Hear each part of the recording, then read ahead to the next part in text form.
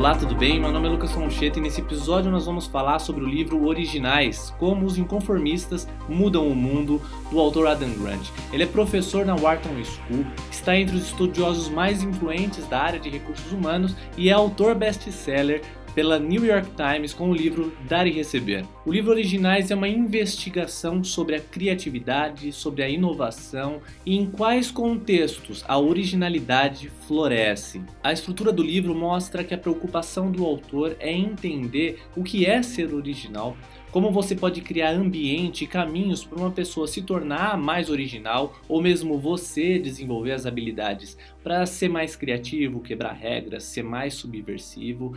Então é uma investigação bem completa em torno da originalidade, da criatividade. Livro de tamanho médio, de 270 páginas, de leitura fácil e vocabulário acessível. A única coisa que incomoda na leitura é que algumas páginas contam com notas de rodapé muito grandes, algumas chegam a 1/3 da página. O livro se desenrola em 8 capítulos, onde o autor constrói o conceito de originalidade e aponta caminhos para a gente se tornar mais criativo e inovadores e também criar ambientes que favoreçam as pessoas, que façam florescer a originalidade. A originalidade é muito complicada, pois a nossa tendência é de preservar o nosso estado de vida, as coisas como são, ou o status quo. A gente luta com unhas e dentes para preservar a vida como ela é. Por isso que a originalidade ela é tão complicada e tão cara para o ser humano. Tanto que o Adam Grant fala muito sobre a subversão, sobre a inconformidade. Tanto é como os inconformistas mudam o mundo.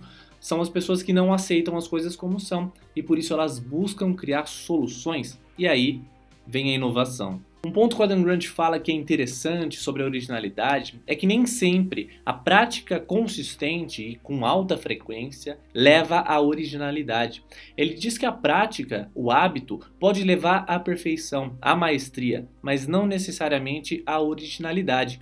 Porque quando a gente está praticando com muita consistência, busca-se seguir as regras para se alcançar um determinado objetivo. O que nem sempre quer dizer que nesse processo vão surgir coisas novas. Um ponto-chave por trás da originalidade é a destruição criativa.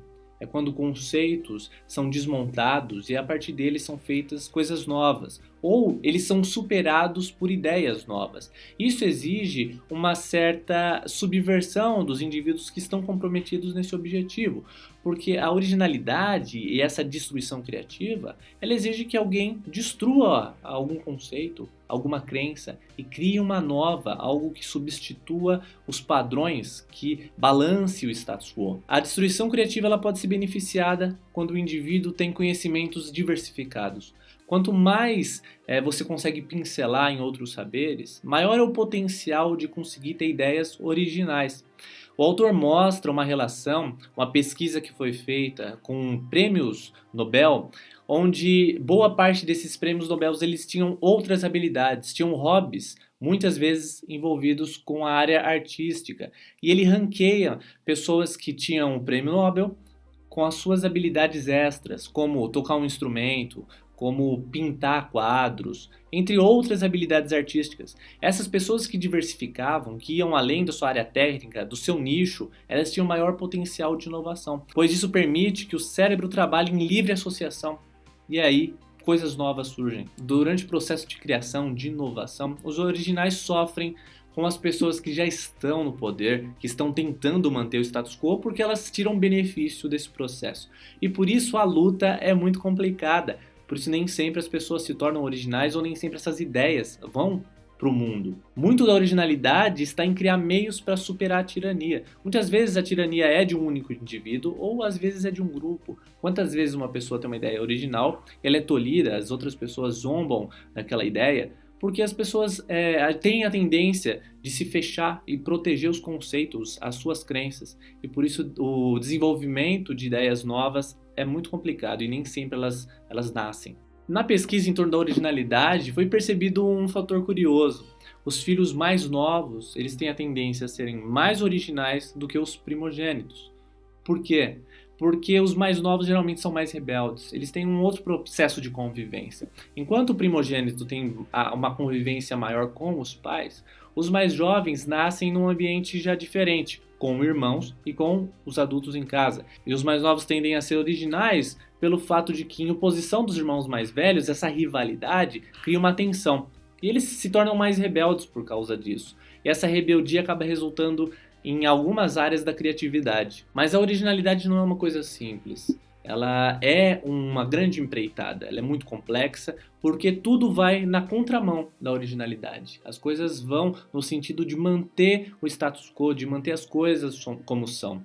Tanto que existe um fenômeno chamado pensamento de grupo. É quando várias pessoas estão pensando errado, elas não têm os dados concretos, mas elas sustentam aquela crença e isso leva as outras pessoas a acreditar junto com elas naquilo, mesmo que seja errado. Eu gostei da leitura, tem muitas histórias, muitas pesquisas. O Adam Grant é um pesquisador muito comprometido, então ele trata de entregar muitas referências, uma bibliografia extensa, e isso entrega muito valor para o livro. E por que fazer essa leitura? Para entender um pouco mais sobre a originalidade, a inovação, os processos da criatividade, e também conhecer técnicas e estratégias para se tornar uma pessoa mais original.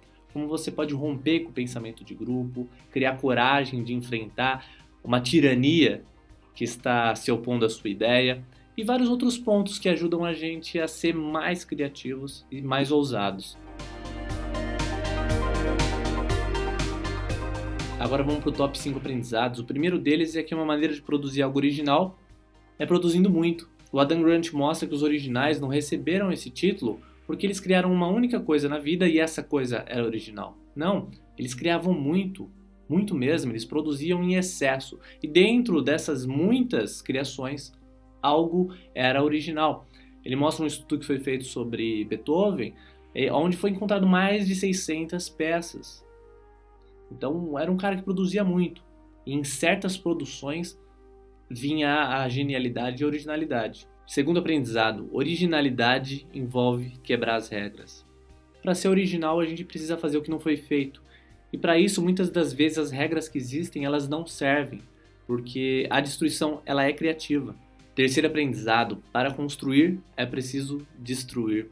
Muito do trabalho original é pegar o que já existe e descartar, ou pegar o que já existe e desmontar e aproveitar pequenos fragmentos. E isso exige certa coragem, porque a gente precisa abandonar coisas que já foram criadas. Isso causa muitas vezes dor. Quarto aprendizado, costuma ser mais arriscado agir cedo do que tarde. O Adam Grant gosta de usar aquele ditado que diz que o apressado come cru. Por quê? Porque coisas sólidas elas são construídas no longo prazo. Não adianta pressa na tomada de decisão. Precisa de sabedoria, de inteligência, de estratégia. Por isso, ele usa esse argumento ao longo do livro, do apressado come cru, que não se deve tomar decisões apressadamente. A originalidade ela não envolve a velocidade, não necessariamente. Ela envolve cuidados na elaboração das ideias e muitas vezes uma certa procrastinação, que ele chama de procrastinação estratégica. Quinto aprendizado, ser original tem a ver com atitude. No conceito que o Adam Grant constrói, originalidade tem muito mais a ver com atitude, com coragem, quebrar as regras, desafiar padrões, ser subversivo, do que propriamente só inventar, só desenvolver coisas que são 100% originais. Não deixe de acompanhar o Instagram. Todos os dias tem conteúdos novos, publicações, stories, várias ideias de estratégia, filmes, séries e muitos outros conteúdos, e alguns fragmentos dos livros que eu tô lendo na semana. Até o próximo episódio. Tchau!